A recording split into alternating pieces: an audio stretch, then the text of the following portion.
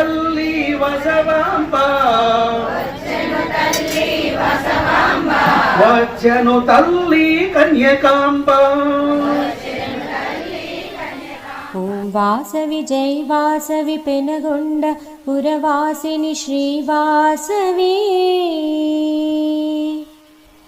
ఓం వాసవి జై వాసవి పెనగొండ పురవాసిని శ్రీవాసవి ఓం వాసవి జై వాసవి పెనగొండ పురవాసిని శ్రీవాసవి ఓం వాసవి జై వాసవి పెనగొండ పురవాసిని శ్రీవాసవి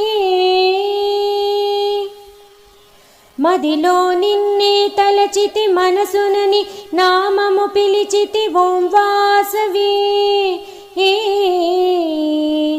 మము బ్రోవగరావమ్మ మలయాచల వాసినివి జై వాసవి మరువక నీ పదపాడి మమ్మేలో మదనారి ఓం వాసవి మా ఇంటికి రావమ్మ మహతల్లి మాయమ్మ జై వాసవి ఓం వాసవి జై వాసవి పెనగొండ పురవాసిని శ్రీవాసవి ఓం వాసవి జై వాసవి పెనగొండ పురవాసిని శ్రీవాసవి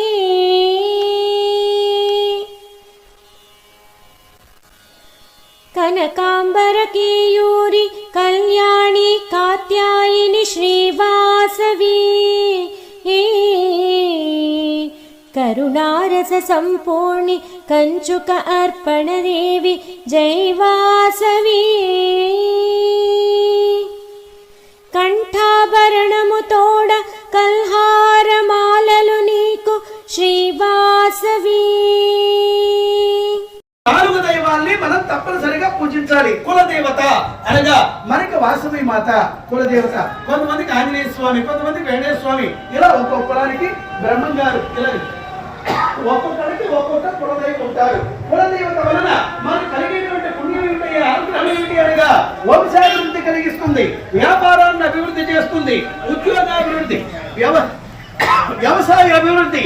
ఈ ప్రకారంగా మన ఉన్నతిని కోరేటువంటి తల్లి కులదేవత. ఇక రెండవది ఎవరు? ఇంటి దేవుడు. అంటే ఇంటి దేవుడు అంటే కొంతమందికి వెంకటేశ్వర స్వామి ఇష్టం అంటున్నారా, కొంతమందికి శివుడు ఇష్టం, ఇట్లా రకరకాలుగా ఉంటారు. ఇంట్లో పెద్దగా ఏ దేవుడు కనిపిస్తాడో పూజ మందిరంలో ఆ దేవుడిని ఇంటి దేవుడు అంటారు. మన పిల్లలకి పుట్టి వెంట్రుకలు గాని, మరి అట్లాగనే బారసాల, అన్నప్రాశన, నామకరణం మొదలైన కార్యక్రమాలు గాని, మన అబ్బాయిలో అమ్మాయిలో పెళ్లిళ్ళు అయితే ప్రప్రథమంగా ఇంటి దేవుడి దగ్గరికి వెళ్ళొస్తాం. ఆ ఇంటి దేవుణ్ణి కులదేవతను ప్రతిరోజు పూజించాలి. ఇంటి దేవుణ్ణి 6 మాసాలకు ఒక్కసారి వెళ్ళి దర్శనం చేయాలి. ఇక మూడవది గ్రామ దేవత.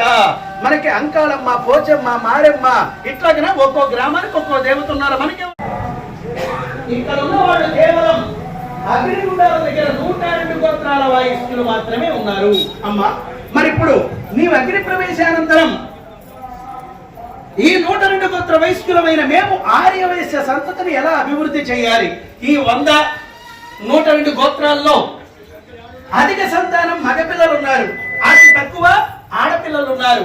ఏమ్మా, మేము వివాహాలు జరుపుకోవాలంటే తగినంత మంది కన్యలు ప్రస్తుతం ఈ 100, 102 గోత్రాల్లో లేరు. మరి ఎలాగమ్మా మేము వివాహాలు చేసుకుని ఆర్యవైశ్య సంతతిని అభివృద్ధి చేయాలి అని ఆ పిల్లలంతా అమ్మవారిని అడిగారు. అప్పుడు అమ్మవారు, నాయన మంచి సమయంలో మంచి ప్రశ్న వేశారు. నేను చెప్పినట్టుగా ఈ రోజు నుంచి వివాహ ప్రక్రియను మొదలు పెట్టండి. మన దేవతల కాలం నుంచి కూడా మేనరిక వివాహము అనే ధర్మం వస్తూ ఉన్నది. ఈ పురాణాల కాలంలో కూడా అర్జునునికి సుభద్రనిచ్చి మేనరికంగానే పెళ్లి చేశారు. శశిరేఖను అభిమన్యునికిచ్చి మేనరికంగానే పెళ్లి చేశారు. ఇంకా చాలా జరిగినాయి మేనరిక వివాహాలు దేవతల కాలం నుంచి కూడా.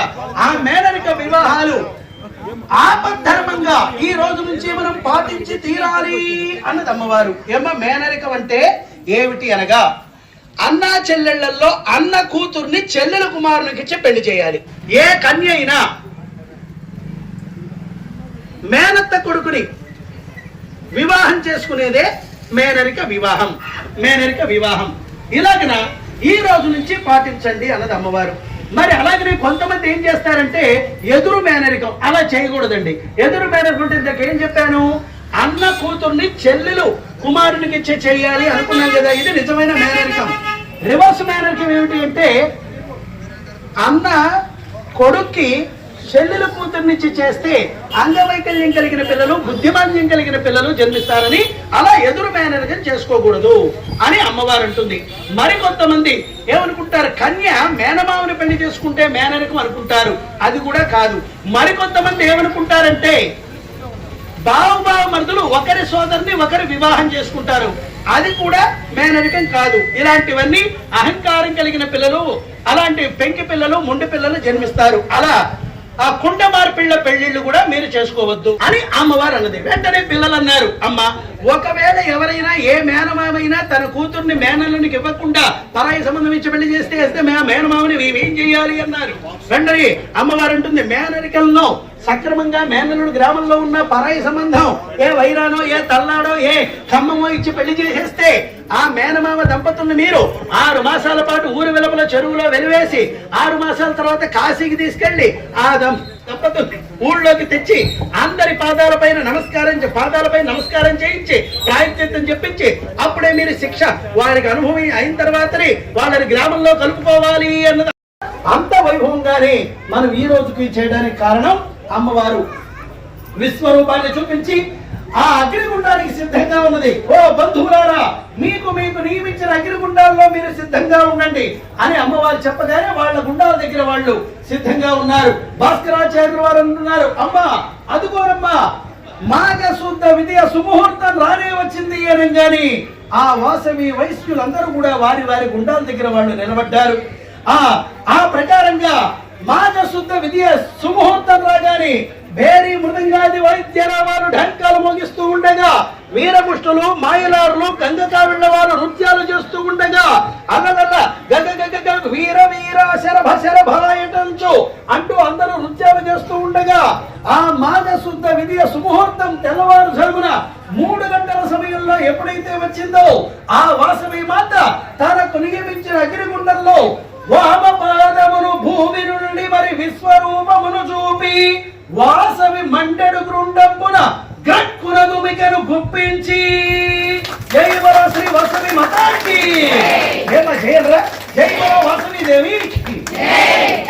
ఎప్పుడైతే గుప్పించి విశ్వరూపిణిగా అమ్మవారు గుండ ప్రవేశం చేసిందో అగ్నిగుండం మధ్యలోకి వచ్చి విశ్వరూపంగా అమ్మవారు నిలబడి ఉండగా వైశ్యులందరూ వారికి నియమించిన అగ్నిగుండాల్లో వారు గుండ ప్రవేశం చేశారు.